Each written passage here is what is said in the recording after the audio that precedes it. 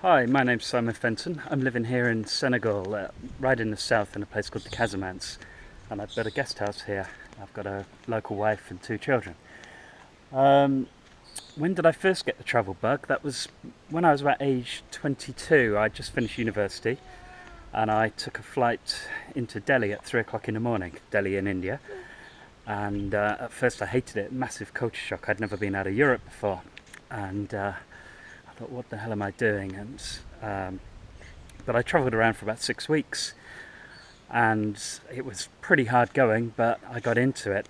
Although I was actually pretty pleased to leave, and I went to Nepal and went trekking. I wanted to get back to the madness of India, and I've actually been back about 3 or 4 times, and I've never really stopped travelling since then. When I first left, I was a little bit naive. Not many people at my school and people that I'd mixed with had been travelling. This was the early 90s. It wasn't such a big thing to go backpacking then. I had this kind of romantic vision of crossing the deserts on a camel, or crossing the ocean as a cabin boy, something like this. Not really realising there were established backpacker routes and guest houses and all the rest of it. So I was a bit naive, but yeah, soon got into it. I remember my brother telling me I should make a will because, he didn't really think I was ever going to come back. And actually my biggest fear, because it was all fairly easy and straightforward once I got going, my biggest fear was actually coming home again. What am I going to do in the real world? Wow. After I travelled for a couple of years, I went back to England, and I thought I got the travelling out of my system, and actually I'd got it into my system, but really I tried to settle down, and I ended up getting married and buying a house and commuting to work and all the normal things. So when that did eventually go pear-shaped for other reasons, I realised I needed to get back to my passion of travel, and I went and crossed the Sahara. I ended up in Senegal, and I'm here now. To find out the full story, it's in my book, Squirting Milk at Chameleons. If you include disputed countries like Tibet and Western Sahara, and places like Hong Kong, which I visited whilst it was still a country, I've been to 68 countries, and that includes about 20 in Africa. But I'm not really one to go and tick off lists. I don't have a big plan to visit every country in the world or whatever.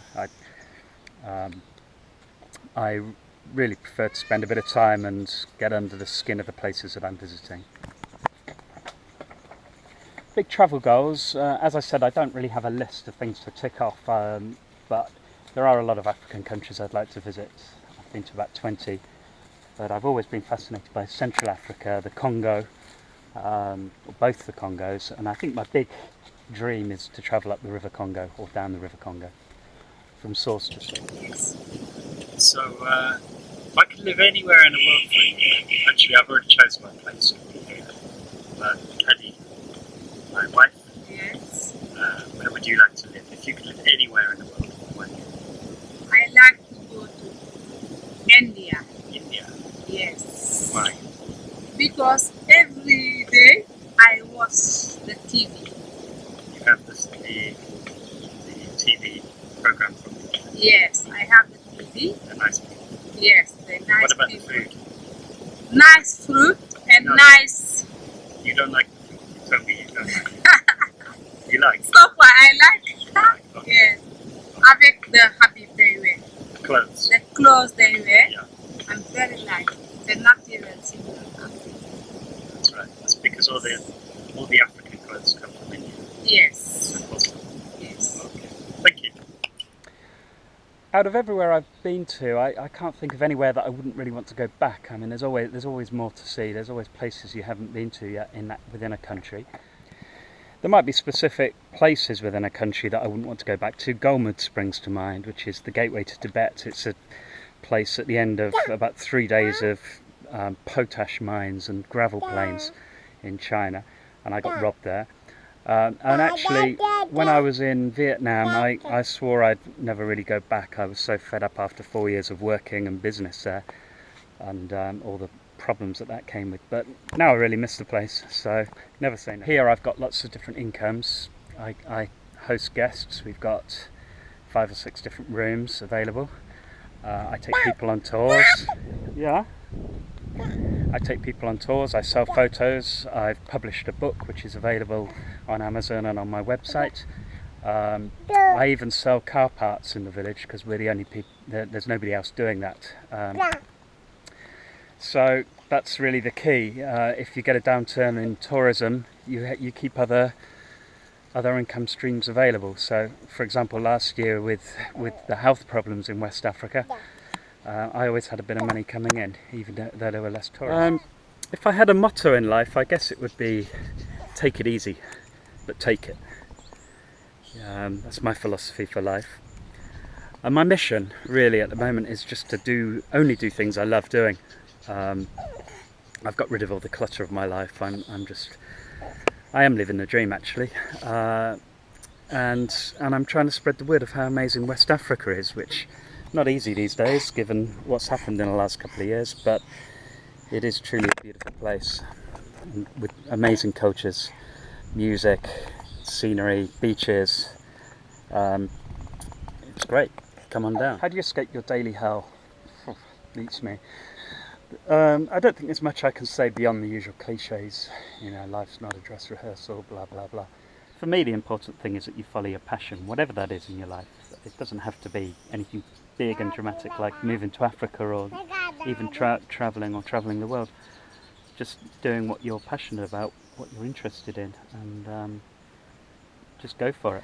And I'm as guilty as anyone. I spent a few years doing really what I didn't want to do, and it really took quite a bit of drama in my life to force me into action. And I think that's often the case for people. But if you really want to do it, go for it. It's easy. Sometimes people say I'm lucky, but you make your own luck. Life isn't easy here. I go through I've given up a lot,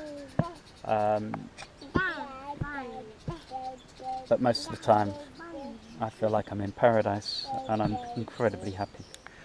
One of the books I discovered, actually an American guy gave me a copy of this book in Indonesia. I was in Lake Toba on Sumatra, and he gave me Jitterbug Perfume by Tom Robbins, and I went on to read a lot of Tom Robbins books, and they really motivated me, just opened my mind. I'd never really been exposed to the ideas, but at the time they really expanded my mind and made me think in new ways about philosophy, religion, all sorts of things. So I'd really recommend having a look at him.